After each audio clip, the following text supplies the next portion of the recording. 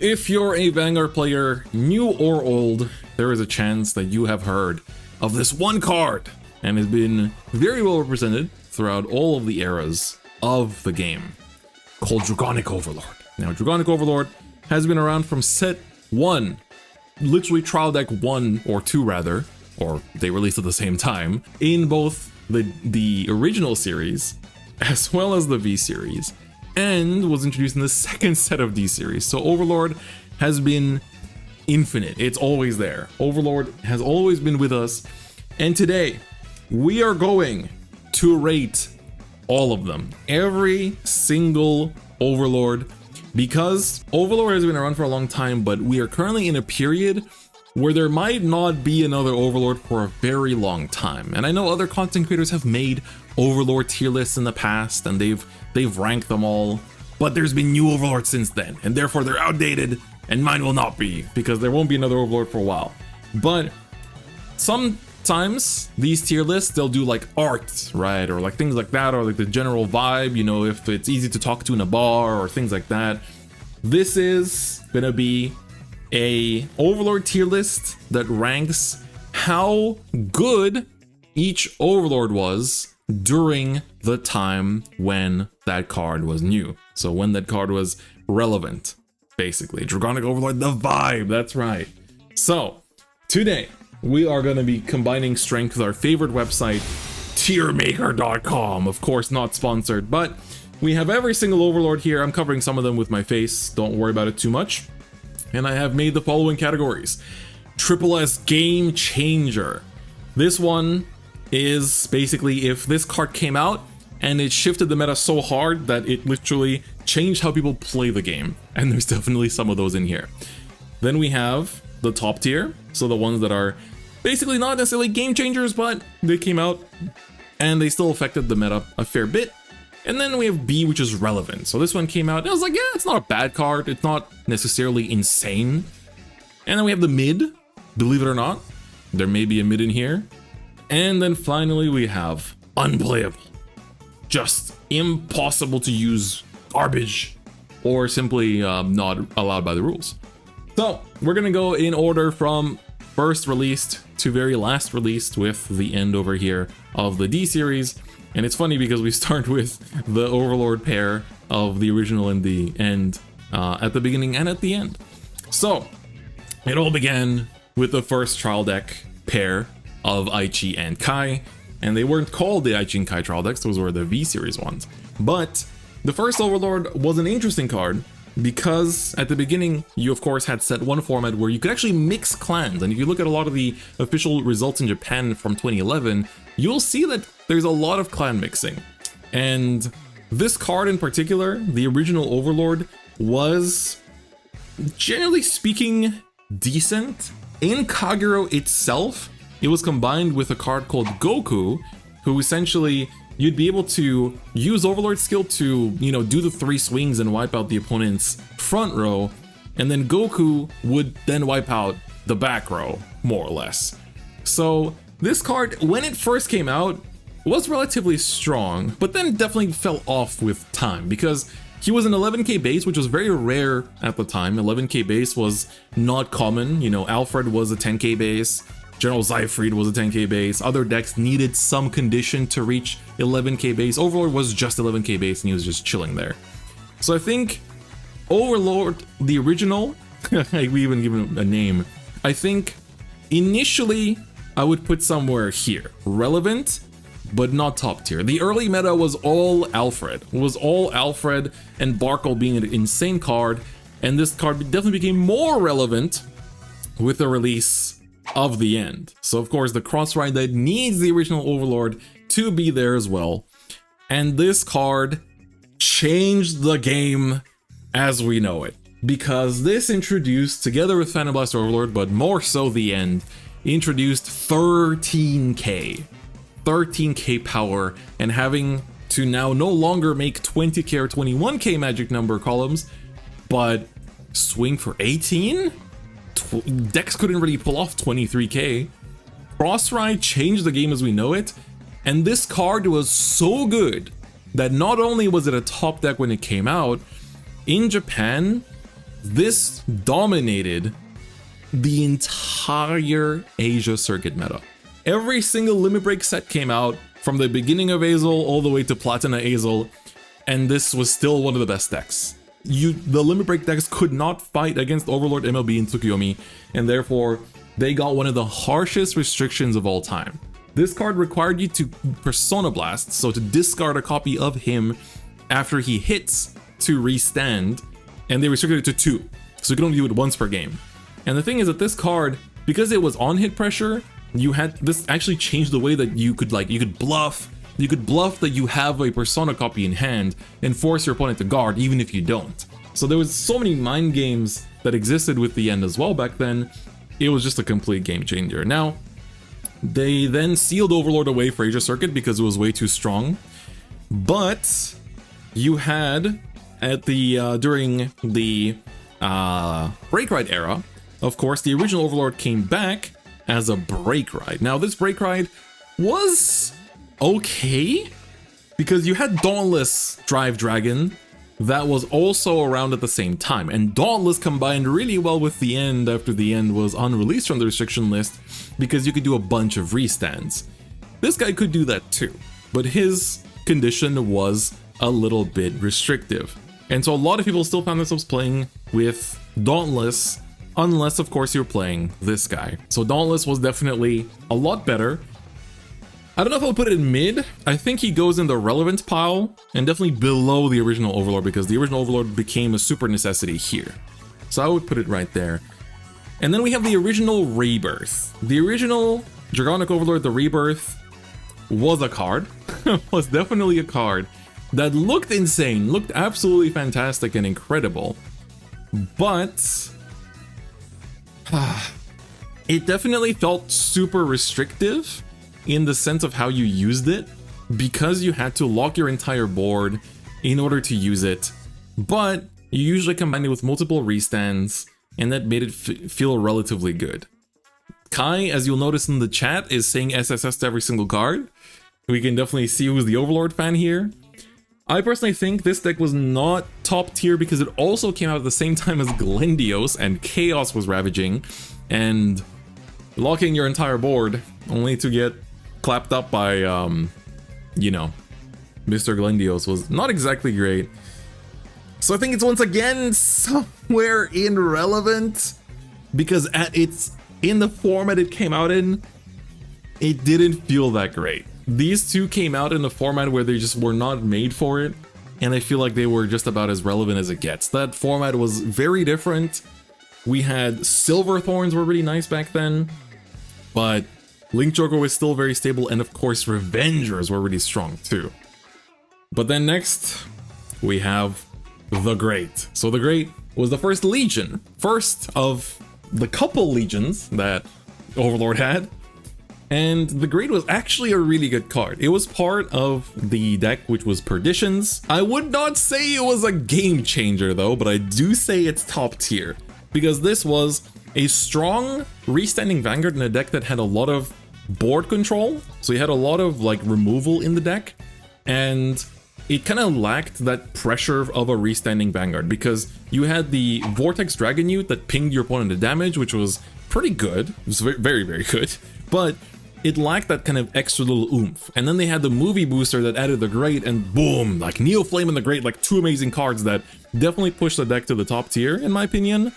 But it also wasn't exactly like Revenger, Abyss, Think Saver, and it was also not Riser, like Cat Riser levels either during Legion format, but it was a very good deck, but definitely not game changer levels. But the next Legion they got, if we're ranking which one of the two is more of a game changer, I don't actually know where to put it. I think that we'll make the Legion fair.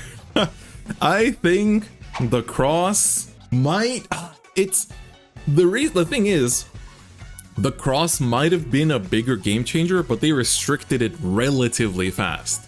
The Cross came out at the start of G, and with all the tools that Kagero had, including Calamity Tower Wyvern, which let them draw cards after Soul Blasting 2, allowed this deck to cycle through resources while having insane pressure. If you hit, you restand. If you don't hit, you wipe 2 cards off of your opponent's board. So you had the ability to loop resources and draw a bunch of cards while maintaining good advantage throughout the entire game. And then they were like, okay, we're not going to let this happen. Calamity Tower Wyvern gets restricted. And that definitely hurt the deck a lot. So they quickly put a stop to this. But I think if they hadn't, it would have definitely stuck around for a little bit longer. Yeah, you can also Legion with a new Dote. That's also true. So those are the 2 Legions. I think we finally have a second Triple S game changer. Next, we go through the G era a bit more. And here we have the Ace. So the Ace was a restanding Vanguard. And this was a stride. So this is one of the 2 Overlord strides that we ever got. Which basically said if you have an Overlord Vanguard, you CB2 and discard a card to get a restand effect. But one of the cards it was discard 2? One of them had to be an Overlord, I believe. I think Overlord, the Ace was good. I think it was more than relevant. It was a top tier card because it helped to push. Not sure if I put it over the grade actually. But it kind of just added another tool to the arsenal that Overlord had. But the most important thing is that it kept coming back. Anytime Overlord would get support, this guy would be there. Always, right? This got restricted and took a while to come back. This stayed around for a while. I think maybe B, but I think it's definitely more, you saw a lot more use of the Ace. And definitely, like, a lot of people felt pretty good about it because it came out very early in G. It was the first Fighters collection of the G era. And so therefore it was a relatively good card, and it was also pretty expensive. Like that, it was a GR, I think. It was not a cheap card, at least in Europe. And then we're gonna finally have our first entry into the C tier because I think the Legend was not it. The Legend was arguably the most disappointing Legend deck of all 3. How could you go from the amazing power level of the Abyss, like with Blaster Dark, and then you finish it off with a beautiful Blaster Blade Exceed, but this is in the middle. It just, this like tried to turn itself into a stride when you already want to stride and do things anyway. And yes, it did a search that sometimes let you find a PG or a stride fodder, great, but it just felt like it got power crept really fast because right after this they released a really good Blade Master, and that kind of took over the meta instead. So definitely the first, maybe the only, maybe mid Overlord. This product in general, you can still sometimes buy it on sale because of how mid it was. But then we move on to the end of the original era of Vanguard before the first reboot, which of course is the Purge as well as the Destiny. I'm pretty sure the Destiny is the grade 3, the Purge is the grade 4. So the Destiny was a insane card for its time because it let you remove locked circles. So if you got locked by Overlord, but not by Overlord, by Chaos or something, you could just put your circle into the drop, and that was no problem. So Kai is right. This deck was like 90% of the 2017 Worlds. That's 100% true. But which of these was the game changer? Because I don't think it kind of feels like it's both of them in combination were a game changer. But I think the card that actually made players play differently was the Purge. So I'm personally putting the Destiny here, the Purge here. I think this is how I would look at it. This card gave you an out to the Link Joker matchup, and it was a good searcher and a removal card. But this was damage ping plus like the highest amount of drive checks we had seen in the game so far, and you literally had to play differently because of you would have to kind of play around the Purge's drive checks and what you would expect it to do to you. So the Purge, in my opinion, is what pushed the deck and was actually made players adapt, whereas this was just a really, really, really strong Vanguard. So I definitely think it's above these two. I think I'll even boot this down a little bit. It feels like these two deserve to be in their own category. But the Purge definitely feels like it was at the time, like, you know, the highest drive check and all kinds of other crazy stuff. So it definitely was a game changer and very dominant at Worlds, and, you know, got second at Worlds that year too, which was very, very interesting. But now we move on to the second era of Vanguard, which is the V series, and we have a total of 6 entries here, technically 7 if we count this. So, late game goes Egenberg, true. So first we have the Trial Deck Overlord.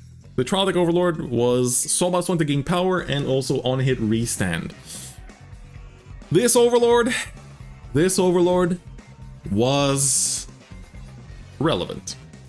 It was fine. Bro gave force, whoa, no way. This Overlord was like, people hyped up Waterfall pretty hard in set 1 meta, and then Imperial Daughter happened. Imperial Daughter was there as well, and it feels like this card was kind of like, it was around because then you later needed it for the end again, but it wasn't necessarily a good one. It was a strong beater. People played as a strong rear guard oftentimes instead, so it was relevant, you would see it, but it wasn't necessarily a game changer. And I think it's kind of along the same level here as well. The end though, when that came out, it wasn't just a restanding Vanguard.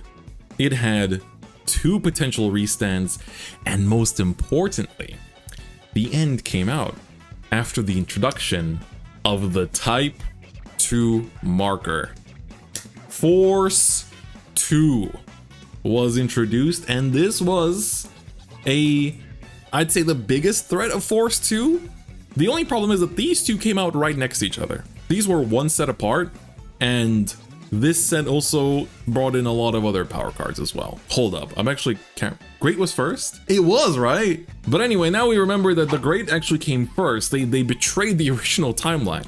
The Great did come first. I was like, yeah, this was the Die-Liner set. No, it wasn't. This was the set before the Die-Liner set. And this was the set before that. So the Great was, yeah, VB06 and VB07. These came out right next to each other, so it's easy to confuse. But V-Series the Great was pretty good, I want to say. This was definitely the again, kind of like Neoflame was good and the Great was good. So they both became a really, really good package that also just made the Overlord deck really strong at the time. And I think this was also the same time that they dropped Blade Master. No, Blade Master maybe was dropped here. But I think overall the Great was really strong for its time. I think it came out before Force 2 came out though. I'm pretty sure this came out before Force 2. And was it top tier? Why am I having trouble? This meta is really like mushed up in my brain. I feel like it was top tier. Oh god, this was the Melody format, wasn't it? This was Melody format. Yeah, this is the top tier. I don't know why my memory's so hazy of the Great, but this was during Melody format, and this was quite the top tier. Especially Neoflame giving you access to like back row burn against Melody was pretty important. Remember, people also played Narukami a lot during Melody format too. V was just a fever dream. It really was. It really was. With the end, I think, yeah, maybe standalone the end was B. It definitely felt like it was relevant, and the threat of the Force 2 with the double restand was really strong, but quite a few decks could withstand it and didn't necessarily struggle against it as much. So I think we'll put it here. The end became a lot better after this. The end V-Series became a lot better after this dude came out, and we might as well just move on immediately because the Cross was not amazing just once. The Cross was not amazing just once. In my opinion, the V-Series The Cross was also a game changer. I think this card, because of how egregious the power creep was in V-Series, it was only the best deck for about 3 days, because 3 days later they would print a new set. Every 3 days there'd be a new set coming out. New power creep, Luard, Messiah wasn't necessarily that great. I mean, no, Messiah was very good because Volko was a crazy card. SSSS Omega Remix. But this card allowed you to take any Overlord and inherit its effect. So you would inherit the V-Series The End, which, while it was a relevant card, would make this thing crazy because he also had the ability to get rid of your opponent's board and, most importantly, not lose, hand. So this card was pretty crazy. I believe this also came out during peak COVID, if I'm not mistaken. So it's definitely not the best time to be releasing. Most of like the V-Series like G-era bosses were during peak COVID.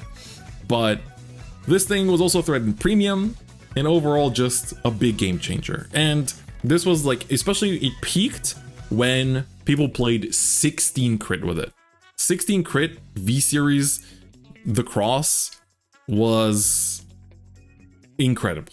It was just a deck of like one of its kind. And then we have our final two proper bosses for the V-Series, which was the Turnabout, which was an interesting overlord that actually restood your board, not just the Vanguard. And it was a manga promo that then released in a V-Series like clan collection. So yeah, the end literally spawned the crit reduction of the heal guard. I'd say the cross kind of did that. So yeah, this came out in a clan collection, if I'm not mistaken. And it was a cool card, but I unfortunately think it came out way too late, especially in English. Oh, Revival Collection, right, Revival Collection. I think this card just didn't come out at the right time. It came out a bit too late, especially in English. And in JP, I remember people messing around with it a little bit, but it definitely wasn't that powerful or even relevant, I would say. It came out once OD was already out, I think so, yeah. And then finally, the final Ogre Lord is the V-Series Rebirth, which is, if I was doing an art tier list, this would probably go up here. I think this is one of the coolest Overlord arts we've ever gotten, and it just happened to be the final V-Series one. But I don't know how I would rate it power-wise. I think it was actually quite mid. It looked insanely cool, but I don't think it was even top tier, dude. This is, don't forget, this released at the same time as full power Steam Maidens. This is the same clan collection as Steam Maidens. Don't forget, everyone in Japan played it. Nobody played Premium in Japan, bro. V-Premium. It didn't exist. I think it's relevant. I'm willing to give it that much. I'll sandwich it down here next to the old Rebirth. Never saw any play from this card. All right, Kai's points are getting a little bit a lack of convincing factor. But I think it was relevant. But if this was an art tier list, it would be SSSSSSS Super Triple Remix. Like, oh my god. And then we have the Victory. Some of you might not know the Victory is a prize card, which says it cannot be put in a deck. It deals 6 damage, which is really, really strong. Unfortunately, it's not playable. Unfortunately, the Victory is not playable. But Overlord wrecked my English. Yeah, Overlord's so powerful, bro. Bro, SSS, 6 damage. It should be 6 S's, bro. It's 6 damage. But yeah, not gonna talk too much about the literally unplayable the Victory, but it's very cool. Cool art. And there's some dude that made like Gundam like kit bashes, like Gunpla kit bashes of some of the Overlords, and the one for the Victory looks really cool. But then we move on to D-Series, and we've only had the 2 Overlords, the original and the end. And when the original came out, it was like honestly relevant just because there weren't so many decks, but honestly it was kind of mid for its time. Now it's, you know, pretty good because Alder Hatchet can put it to the soul. It's like the original Overlord, good to stop Leonard. Oh god, that was Bruce meta. Oh god, that was Bruce meta too. Jesus, Leonard came out in set 2, I forget. I feel like the original D-Series Overlord was a little mid, and it kind of became a little bit of a something later down the line.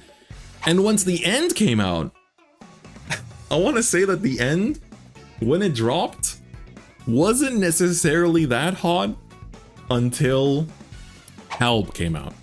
Halb coming out for Overlord as a promo made this deck a top tier. With Halb, it's here.